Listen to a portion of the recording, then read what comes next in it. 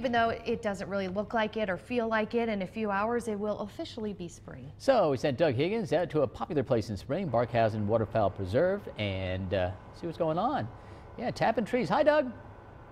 Hi there, Pete and Emily. Yeah, you know, it's a spring tradition everybody knows about. It's making maple syrup, and the first thing you need to do is you need to tap those maple trees. I'm at the Barkhausen Waterfowl Preserve, and Matt Creasy joins me. Matt, the weather's been interesting for sap collecting. To say the least. And tell me a little bit about when you started to put the buckets up and what's been going on so far. Our buckets went up last week, and so far it's a waiting game. We have about 100 buckets on our trees, on our red maple trees, and so far to date it's around 50 to 60 gallons of sap that's been collected, and that all relates back to the weather.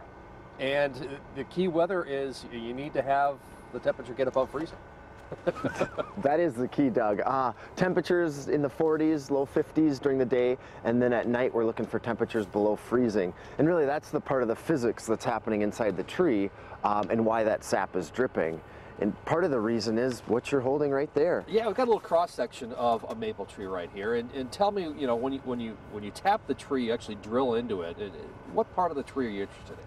This part right here is the sapwood part of the tree, the living part of the tree. That's the outer ring you're looking at? That would be, yes, this center ring. I guess we have the bark, our sapwood, and then the dark part here is the heartwood. Okay. So that middle ring right there, our sapwood, when we drill in, our spile sits inside of that sapwood right there. And that is where the sap is flowing.